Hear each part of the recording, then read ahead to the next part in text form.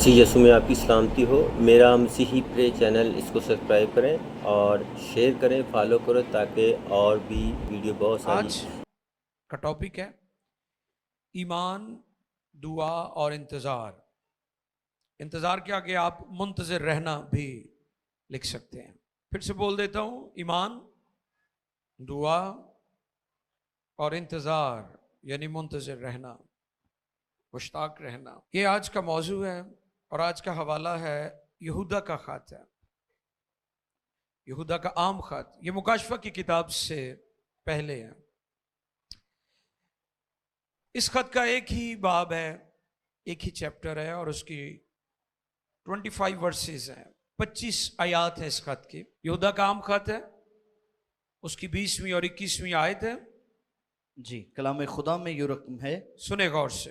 मगर तुम ए प्यारो, मगर तुम ए प्यारो, अपने पाक तरीन ईमान में, हाँ, अपने पाक तरीन ईमान में। मैंने बोला था कि आज के टॉपिक में 3 बातें होंगी, ईमान, दुआ और इंतजार। जी, पहली बात, अपने पाक तरीन ईमान में अपनी तरक्की करके और रूहुल कुद्स में दुआ करके। हाँ जी, अब दुआ की बात हो रही है।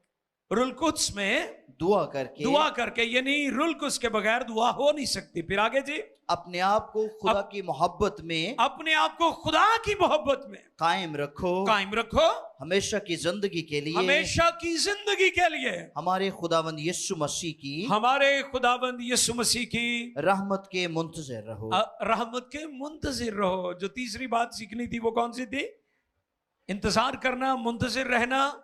ये 3 बातें हैं जो आज के टॉपिक में है। वाह, पावरफुल आज का टॉपिक है। और मैं इस बात पर ईमान रखता हूं कि आज बहुत सारे लोग जो रस्मी इबादतों के कायल हैं वो आज़ाद हो जाएंगे, क्योंकि दुआ में भी ये बात जाहिर हो रही थी कि खुदा में रस्मी इबादतों से आज़ाद करना चाहता है। रस्मी प्रस्तिश, रस्मी दुआ, रस्मी तौर पर बाइबल पढ़ना। कई लोग बाइबल पढ़ते हैं जो तो नहीं समझ आती, अगे लंघ जाते हैं। अच्छा, वो कहते चलो पढ़ी तो है ना, समझ आई है तो भावें नहीं आई है, पढ़ी तो है ना, स्वाब मिल जाएगा। ऐसा कोई प्रॉमिस नहीं है खुदा का। आपने जब भी बाइबल पढ़नी है उसको समझना है। आमीन। ये खत जब लिखा गया तो उस वक्त रूहानी बरगश्तगी अरूज पर थी, यानी लोग इबादत में आते थे, लोग कलीसिया में आते थे, लोग चर्च में आते थे, थोड़ी देर रहते थे तो फिर निकल जाते थे, क्योंकि उन्होंने यीशु को पहचाना नहीं था। उनका यीशु के साथ कोई ताल्लुक नहीं बना था। और फिर खतरनाक काम यह होता था कि जब वो चले जाते थे, चर्च छोड़ देते थे, तो ना कि उनके ईमान की तबाही होती थी, वो औरों के लिए भी ठोकर का बाइस बनते थे। आज भी ऐसे ही होता है। अक्सर लोग, आपको पता है, जो मिशनों के लोग हैं वो तालीम देते हो बपतिस्मा नहीं लेना चाहिए। फिर सवाल किया जाता क्यों नहीं लेना चाहिए? वो कहते हो फलां ने भी तो ले आई सी, वो कड़ा सही है, तो बेहतर है तू बपतिस्मा तो बगैर ही जिंदगी बसर कर ला। ऐसे कहते हैं ना। तो ये सूरत हाल यहां पर भी थी जब ये खत कलम बंद किया गया। बरगश्तगी अरूज पर थी, लोग इबादत के लिए आते थे, थोड़ी देर ठहरते थे, फिर चर्च छोड़कर चले जाते थे। तौबा की, बपतिस्मा लिया दिखावे के लिए। मुझे आज भी बहुत सारे लोग पूछते हैं जो फलां बंदा ताड़ नाल हुंदा वो हुण बड़ा गलत हो गया। मैं क्या वो सही अंदरों तब्दीली नहीं होया, उसकी हकीकी मानों में यीशु से मुलाकात ही नहीं हुई थी। उसने दिखावे के तौर पर, आरजी तौर पर दुनिया को दिखाने के लिए तौबा भी कर ली, बपतिस्मा भी ले लिया, लेकिन फिर वो छोड़कर चला गया। तो इन सारे हालात में ये खत कलम बंद किया गया। और आपको पता है खुदा यीशु ने ये बात कही थी कि तुम में बिदतों का होना, ठोकरों का होना लाजमी है, जरूरी है, लेकिन अफसोस उस शख्स पर जिसके 22 ठोकर लगी। उसके गले में क्या किया जाए? चक्की का पाट, बड़ा वजनी होता है, गले में डालकर उसे समुद्र की तह में, गहरे पानी में, ताकि उतरे ना आवे। आप अंदाजा लगाएं कि जो शख्स ठोकर का बाइस बनता है, कलाम उसके बारे में क्या हमें सिखाता है कि उस शख्स की जो सजा है इस कदर संगीन है कि उसे फिर गहरे पानी में फेंका जाए, यानी उसके चेन्स लगाकर, उसे उसके हाथ पांव बांधकर, उसके गले में चक्की का पाट डालकर उसे पानी में फेंक दिया जाए, क्योंकि वो ठोकर का बाइस बना है। यह मामूली बात नहीं है कि आप दूसरों के लिए ठोकर का बाइस बन रहे हैं। कई तो परवाह नहीं ना करते कि असी की करते फिरते हैं, तो इसका नतीजा की निकलना है, उनको परवाह ही नहीं है। लेकिन आप याद रखें कि अगर आप ठोकर का बाइस बन रहे हैं तो उसकी सजा बहुत संगीन है। मैं आपको खबरदार कर रहा हूं, डरा नहीं रहा हूं, आपको पता होना चाहिए, क्योंकि यह जरूरी है कि आप खबरदार हो। और मैंने देखा है कि जो लोग खुद बरगश्ता हो जाते हैं, फिर दूसरों में खराब कर देने जाके दूसरों को भी खराब करते हैं, दूसरों की भी तबाही का बाइस बनते हैं। तो इसलिए खबरदार रहने की जरूरत है। ईमान क्या है? यीशु मसीह हमारा निजात देता है, ये हमारा ईमान है। हालेलुया।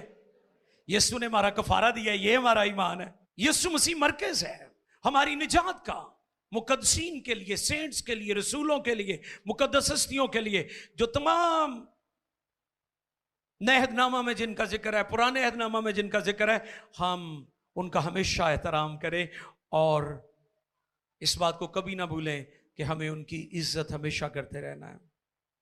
लेकिन निजात सिर्फ यीशु के वसीले है। हालेलुया।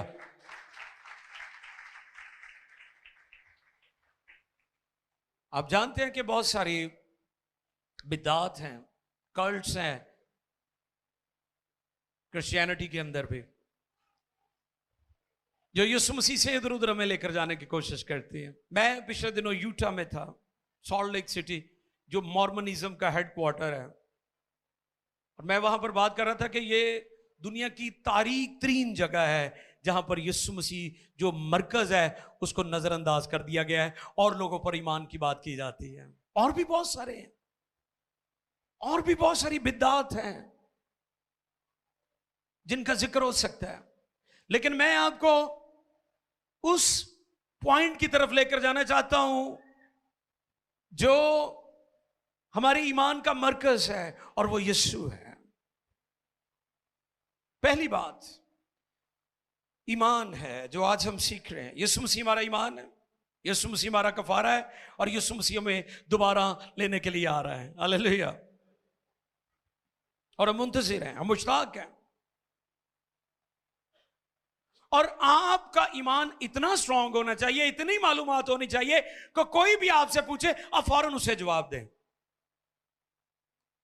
ये नहीं कि आपसे किसी ने पूछा है और आप कहें जी अगले संडे पास्टर साहब को जाके पूछांगे तो फिर तुहानू आके दसांगे। ऐसे क्यों है?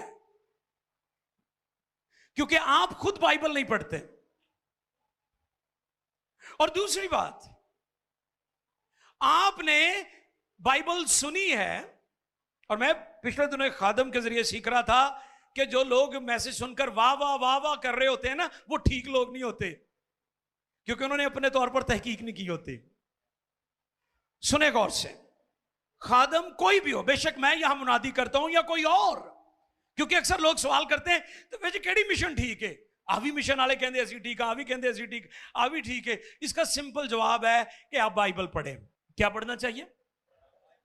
जो तालीम आपको दी जा रही है, अगर वो बात बाइबल में लिखी है तो फिर वो ठीक है, और अगर वो बाइबल में नहीं लिखी तो फिर उससे आपको बचना चाहिए। और जैसे कहते हैं ना लोक विरसा, कि लोकां दा विरसा, इसे तरह लोकां दा ईमान भी है कि उन्होंने लोकां को सुनिया ते मान लिया, कबूल कर लिया, उन्होंने ही अपना ईमान बना लिया। नो, ऐसा नहीं हो सकता। आपका ईमान वही होना चाहिए जो बाइबल में लिखा हुआ है। आमीन। जो बाइबल जिसको प्रूफ करती है। आप अगर मैसेज सुनते हैं, पैगाम सुनते हैं, तालीम सुनते हैं, तो आप उसे घर में जाकर बाइबल में से पढ़े। अगले एतवार वाह वाह करो तो फिर मजा आएगा। और अगर आप उसे बगैर सोचे समझे कि आया कि ये लिखा भी हुआ कि नहीं, जैसे मोमबत्तियों जलाकर इबादत करना है, कई कहने जी रुक जाओ मोमबत्तियां जला लिए फिर इबादत कर दे। यीशु मसीह ने शागिर्दां नूं कहा ही जो मोमबत्तियां लैके आओ इबादत शुरू करिए। ऐसी कोई तालीम मौजूद है तो फिर आपको मोमबत्तियों वाली इबादत से बचना चाहिए, है ना। और भी इसी तरह बहुत सारी चीजें लोगों ने, दुनिया ने खुद ही, और लोगों ने सुनी और इतने भोले नादान के फौरन उस पर ईमान ले आए।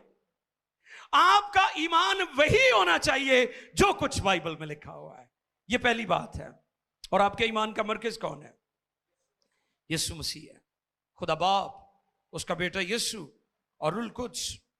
और मैंने एक नोट दिया कि अगर हम अपने ईमान का दिफा नहीं कर सकते तो फिर हमें ईमानदार होने का दावा नहीं करना चाहिए। गौर से सुन रहे मेरी बात? अगर आप जिस बात पर ईमान रखते हैं उसका दिफा नहीं कर सकते, उसकी तशरीह नहीं कर सकते, उसका सबूत कलाम में से नहीं दे सकते, तो फिर आपको उस बात पर ईमान भी नहीं रखना चाहिए और आपको ईमानदार होने का दावा भी नहीं करना चाहिए। और जब आप उस चीज को बाइबल में से प्रूव कर रहे हैं, उसका सबूत दे रहे हैं, तो फिर यह बात काबिल फख्र है कि आप एक ईमानदार हैं। आपको पता होना चाहिए कि आपका फेथ क्या है। What is your faith? आपका ईमान क्या है? क्या आपका ईमान वो है जो आपने सुना सुनाया है? आपको पता कई लोग बड़े जिद्दी होती मिशनों के, कहते ना मैं मिशन नहीं छड़नी, बदरू तड़ कोई कढ़ानी है, निकाह अपनी मिशन कोई कराना है। ऐसे भी लोग मिलते हैं ना आपको। मैं नहीं कहता हूं, मैं तो बहुत कम निकाह पढ़ता हूं, मेरी टीम ही ये काम करती है सारा। कभी कभार मुझे मौका मिलता है मसरूफ होने की वजह से, और कोई वजह नहीं है, कि लोग, उनको पता भी नहीं इसकी बुनियाद क्या है जो वो मान रहे हैं। पिछले दिनों में मैंने वैलेंटाइन डे के बारे में भी ये बात सिखाई थी कि लोग उस चीज को मानते हैं जिसके बारे में जानते ही नहीं है। आप उस बात पर क्यों कर ईमान रख सकते हैं जिसके बारे में आपको पता ही नहीं है? मेरी बात समझ रहे हैं दोस्तों? जरा आवाज आएगी तो मैंने पता लगना। मेरी बात समझ रहे हैं? आप उस चीज को माने जिसको आप जानते हैं। आप उस बात पर ईमान रखें जो बाइबल में लिखी हुई है। मैंने कहा कि तमाम बुजुर्गों, खादमों, मुकद्दसीन, ईमानदारों की रिस्पेक्ट, उनका एहतराम, ये बहुत जरूरी है। लेकिन कलाम में लिखा है, खुदा फरमाता है कि उसने अपने सब नामों से ज्यादा अज़मत, रुतबा, मर्तबा अपने कलाम को दिया है। मेरा वही फेथ है जो बाइबल का फेथ है। मैं वही मानूंगा जो बाइबल फरमाती है, मैं वो नहीं मानूंगा जो बाइबल नहीं फरमाती। और आप भी वो ना माने जो बाइबल नहीं कहते। इतने भोले पंछी ना बने कि जो मर्जी आपको बहका दे और आप उसके पीछे चले जाएं। दूसरा पॉइंट, दुआ। दूसरा पॉइंट क्या था? और वो दुआ कैसी होनी चाहिए? अदनान भाई की थोड़ी सी आवाज आई। वो दुआ रुल कुद्स में होनी चाहिए। कलम में लिखा है कि हम नहीं जानते, हमें नहीं पता कि दुआ कैसे मांगनी है, दुआ कैसे करनी है। दूसरा पॉइंट है। ये जो मांगना है ना, ये तो तीसरा चौथा पॉइंट है जो रूहानी तरतीब है। शागिर्दों को जब वो देखते थे कि मुख्तलिफ तरीकों से लोग इबादत कर रहे हैं, तो खुदावंद को कहने लगे हमें भी दुआ सिखा। तो खुदावंद ने जब दुआ सिखाई तो खुदावंद ने कहा जब तुम दुआ करो तो क्या कहो? ओ यस, ऐ हमारे तू जो आसमान पर है। यानी तू ही बुलंद है, तू ही अजीम है, तू ही कादर मुतलिक है, और तू ही सारे जाहो जलाल का बादशाह है। आपकी दुआ में, आपकी प्रशिश में, आपकी इबादत में सबसे अहम चीज खुदा को ऊंचा करना है, उसकी अजमत को बयान करना है, उसकी शान को बयान करना है। कोई प्रोटोकॉल नहीं, इबादतों में कोई प्रोटोकॉल नहीं होना चाहिए, क्योंकि इबादत में जाहो जलाल का बादशाही इज्जत और तमजीद के लायक है। ये जो है ना हमारे रोज की रोटी, आज हमें दे दफा कितने थल्ले जाके वारी यदि आंदी है, असी जी सब तो थल्ले वारी आंदी है उन्होंने सब तो उत्ते लै आंदा है। साड़ी दुआ रोटी तो शुरू होंदी है, साड़ी दुआ जरूरतां तो ही शुरू होंदी है, ਸਾਡੀ ਇਬਾਦਤ ਤੁਸੀਂ ਦੁਆ ਤੁਸੀਂ फटाफट ਵੇਖਿਓ दुआ कैसे शुरू कर दे ਤੁਸੀਂ सानू बरकत दे साढ़े बच्चों बरकत दे हमारी दुआ यहां से स्टार्ट होती है और जो इंजील ने हमें तालीम दी है ऐ हमारे बाप तू ये दुआ की तरतीब बताई है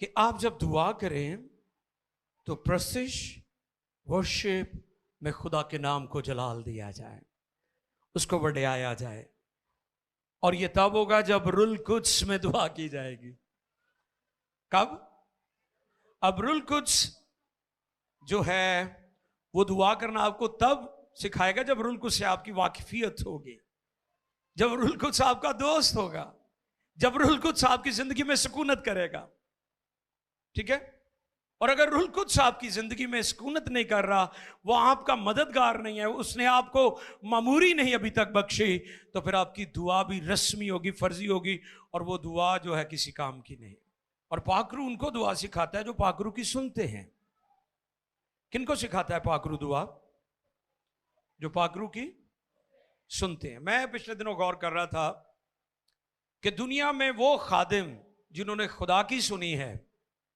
लोगों ने उनकी सुनी है और जिन खादमों ने खुदा की नहीं सुनी लोगों ने उन्होंने भी नहीं सुनी तरले लेंदे रहे ने मनादी करते रहे ने राशन भी वंडते रहे ने बाहर का वीजा भी किसी ना किसी तरीके ना लवाता लेकिन बंदे फिर कोई नहीं रहे उन्होंने कोल क्योंकि ये वो लोग हैं जिन्होंने खुदा की नहीं सुनी लोगों को अपने तरीके से पीछे लगाने की कोशिश की है लेकिन जिन खादमों ने खुदा की सुनी है पाकरू की सुनी है लोगों ने उनकी सुनी है इसलिए पाकरू उनको दुआ करना सिखाता है जो पाकरू की सुनते हैं ये वैसे ही है कि जैसे कई दफा कई चीजें आपको पसंद नहीं होती आपके माँ बाप आपकी बीवी आपका शोहर आपका भाई आपका अजीज आपको कहता है कि मेरे साथ चलो आप कहते नहीं मेरा दिल तो नहीं करता लेकिन तेरी खातिर मैं चल रहा हूं है ना ये तब होता है जब उस शख्स के साथ आपका ताल्लुक होता है और पाकरू उस वक्त आपकी रहनुमाई करेगा जब आप पाकरू के साथ जुड़े होंगे पाकरू आपका फ्रेंड होगा पाकरू आपका दोस्त होगा वो आपकी रहनुमाई करेगा वो आपको गाइड करेगा वो आपको लीड करेगा और फिर आप रूह में दुआ करने वाले बन जाएंगे आमीन रूह में दुआ करने वाले बन जाएंगे और फिर खुदा आपको समझ भी देगा सैमुअल के बारे में आप जानते हैं जब वो छोटा बच्चा था उसे आवाज आ रही थी और वो क्या समझता था वो समझता था कि एली मुझे बुला रहा है वो भागकर उसके पास चला जाता क्या आपने मुझे बुलाया उसने कहा नहीं मैंने तो नहीं बुलाया आवाज किसकी है खुदा की फिर उसने उसे गाइड किया कि अब तू उस आवाज को सुने तू कहना कि तेरा बंदा हाजिर है ये लेवल उस वक्त आता है जब आपकी अंडरस्टैंडिंग हो जाती है कई लोगों को खुदा आवाजें दे रहा है उन्हें कोई पता नहीं है खुदा उनसे बात करना चाहता है खुदा उनसे कलाम करना चाहता है लेकिन उन्हें पता नहीं है समझ नहीं है तीसरा पॉइंट था खुदा की मोहब्बत में कायम रहो और मुंतजिर रहो इंतजार करो क्या करो इंतजार करो और हमने मुंतजिर रहना है उसकी आमद सानी के दूसरी आमद सेकंड कमिंग दोबारा दुनिया में आना उसके मुंतजिर रहना है मसीह जिंदगी गाफिल होने या रहने वाली जिंदगी नहीं है बहुत सारे इस पर गीत भी लिखे गए हैं उठ जाग मुसाफिर दूर दया है ना जो लोग रूहानी तौर पर सोए हुए हैं बहुत सारे जो शायर हजरात हैं उन्होंने इस पर बहुत कुछ लिखा है ताकि लोगों के दिल बेदार रहें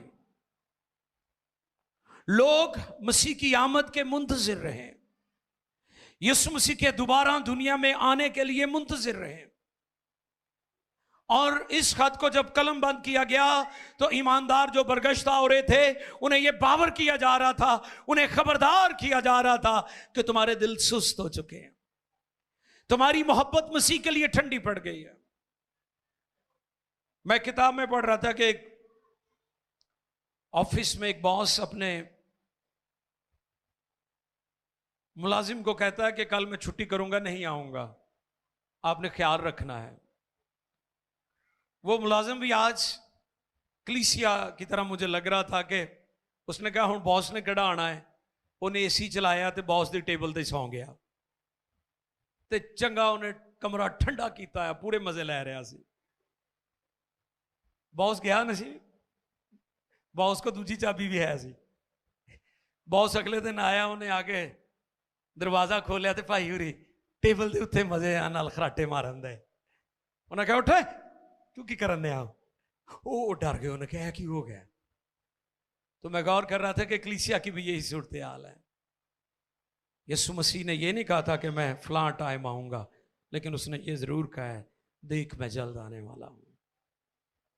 हमें मुंतजिर रहना है, हमें गफलत की नींद सोना नहीं है, हमें गाफिल नहीं होना, हमें लापरवाह नहीं होना। हमारी जो मोहब्बत है मसीह के लिए उसमें कमी नहीं आनी चाहिए। ये आज का मौजू है, ये आज की बात है, ये आज का पैगाम है। हमें उसके मुंतजिर रहना है, हमें जागते रहना है। और जब वो आएगा तो आप जानते हैं कि यीशु ने एक तमसील कही थी 10 कंवारियों के बारे में। ये कंवारी की जो इस्तिलाह है, इससे मुराद ये नहीं है कि जिन्हों का ब्याह नहीं होया। इससे मुराद है कि वो लोग जो यीशु के लहू से धुल गए हैं, पाक हो गए हैं, और वो उसकी दुल्हन है, मसीह के लिए अपने आप को बचाया हुआ है। उसमें लिखा है 5 अक्लमंद थी और 5 बेवकूफ थी। और जो 5 बेवकूफ थी उनके पास तेल भी था, लेकिन उन्होंने तेल जाया कर दिया था। ये उन ईमानदारों की बात है जिन्हें रुल कुछ मिला था, लेकिन उन्होंने अपनी लापरवाही और गफलत की वजह से रुल कुछ जो इनाम था, गिफ्ट था, जो मददगार था, वो भी उन्होंने खो दिया। और जो अक्लमंद थी वो जागती रही, बेदार रही, मुंतजिर रही, इंतजार करती रही। अजीजों, हम भी क्या करें कि दुआ करते रहें, ईमान में मजबूत रहें, दुआ करते रहें और उसके मुंतजिर रहें।